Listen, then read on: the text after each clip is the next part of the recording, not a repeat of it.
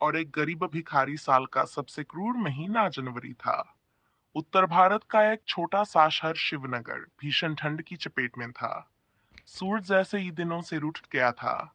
कोहरा इतना घना था कि सुबह और शाम का फर्क मिट सा गया था। सड़कों पर पसरी सफेद चादर के बीच लोग अपने अपने घरों में दुबके हुए थे। अमीरों के घरों में हीटर जल रहे थे। रजाइयों में लिपटे लोग गर्म चाय की चुस्कियां ले रहे थे। पर इसी शहर की सड़कों पर कुछ लोग ऐसे भी थे जिनके लिए ये ठंड मौत का दूसरा नाम बन चुकी थी। इन्हीं सड़कों के किनारे बस स्टैंड के पास टूटी हुई फटी चादर में लिपटा एक बूढ़ा भिखारी बैठा रहता था। उसका नाम शायद किसी को पता नहीं था। लोग उसे बस बूढ़ा भिखारी कहकर पुकारते थे। उम्र करीब 70 के आसपास रही होगी।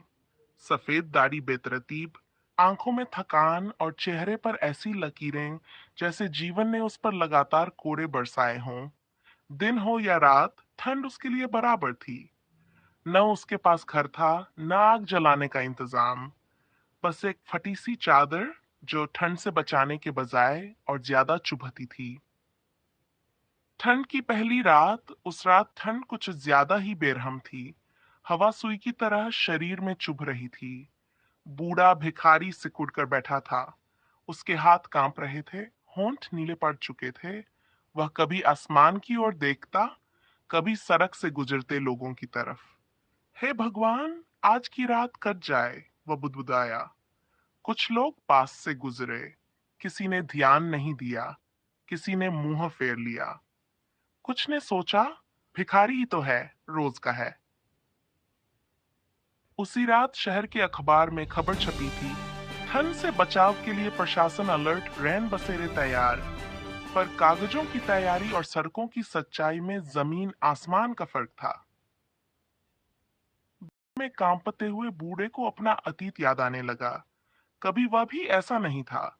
कभी उसका भी एक घर था, पत्नी थी, एक बेटा था। वह किसान था, मेहनती, ईमानदार। जमीन थोड़ी थी पर पेट भर जाता था। पत्नी राधा हर शाम चूल्हे पर रोटी बनाती थी। बेटा मोहन स्कूल जाता था, पर एक साल सूखा पड़ा। फसल बर्बाद हो गई, कर्ज बढ़ता गया। फिर एक दिन राधा बीमार पड़ी। इलाज के लिए जमीन गिरवी रखनी पड़ी। राधा बच न सकी। उस दिन से जीवन जैसे टूट गया। मोहन बड़ा हुआ, शहर गया काम की तलाश में। वादा किया था, बाबूजी, मैं आपको लेने आऊंगा।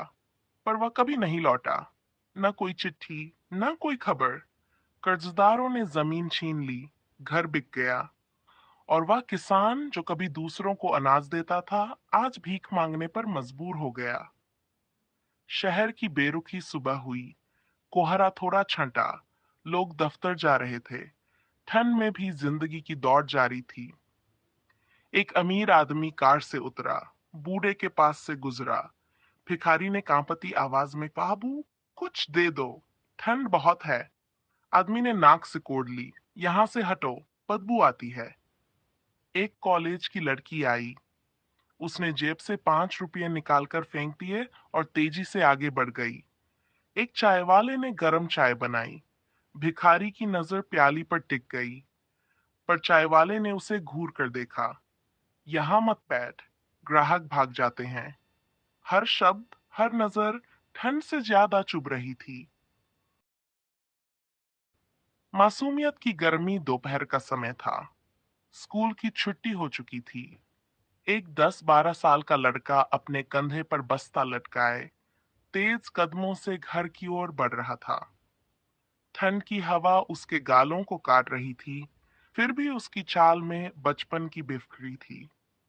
अचानक उसकी नजर सड़क किनारे बैठे उस बूढ़े पर पड़ी। कांपता हुआ, सिकुड़ा हुआ, जैसे ठंड से लड़ते लड़ते हार गया हो। लड़का रुक गया। दादाजी, आपको बहुत ठंड लग रही है। उस सवाल में औपचारिकता नहीं, अपनापन था। बूढ़े ने सिर उठाया। पहली बार किसी की आवाज में उसे इंसान होने का एहसास हुआ। हाँ बेटा, आवाज कांप रही थी, ठंड से भी और जीवन से भी। लड़के ने उसकी फटी चादर को देखा, फिर अपने स्वेटर की ओर। आपके पास स्वेटर नहीं है? उत्तर का इंतजार किए बिना उसने अपना स्वेटर उतार लिया। ये लीजिए। बूढ़ा हक्का बक्का रह गया। नहीं बेटा, तुम बीमार पड़ जाओगे। लड़का मुस्कुरा दिया। वही मासूम निश्चिंत मुस्कान। मुझे तो घर जाना है दादाजी, आप तो यहीं रहते हो। उसने जिद करके स्वेटर बूढ़े के हाथों में थमा दिया और बिना पीछे देखे चला गया।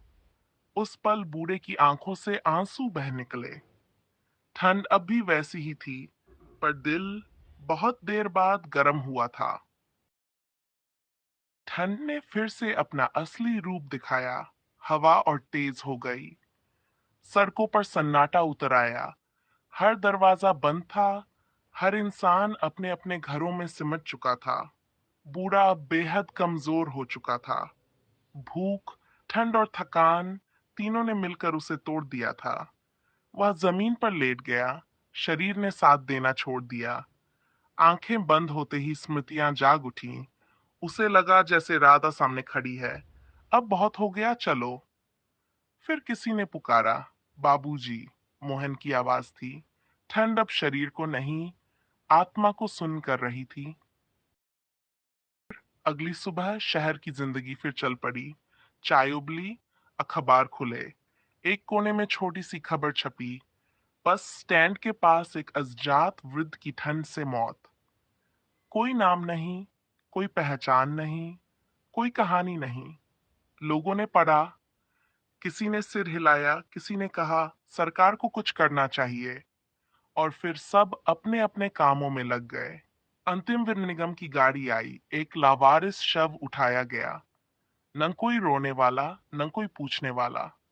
लेकिन भीड़ में एक छोटा सा चेहरा था। वही लड़का। उसकी आंखों से आंसू चुपचाप गिर रहे थे। वह बुदबुदाया, दादाजी मैंने कोशिश की थी। कहानी का सच, शिवनगर में ठंड हर साल आती है। हर साल कुछ लोग मर जाते हैं, और हर साल अखबार वही खबर छापते हैं। पर सवाल आज भी वही है, क्या ठंड से मारने वाली हवा ज्यादा बेरहम है या इंसानों की बेरुखी? वह बूढ़ा भिखारी अकेला नहीं था। वह उन हजारों चेहरों में से एक था जिन्हें हम रोज देखते हैं और रोज अनदेखा कर देते हैं। अगर उस रात किसी ने एक कंबल दे दिया होता, अगर किसी ने रैन बसेरे तक पहुंचा दिया होता, अगर किसी ने उसे सिर्फ भिखारी नहीं इंसान समझ लिया होता, तो शायद कड़कड़ाती ठंड का वहर एक जान ले पाता।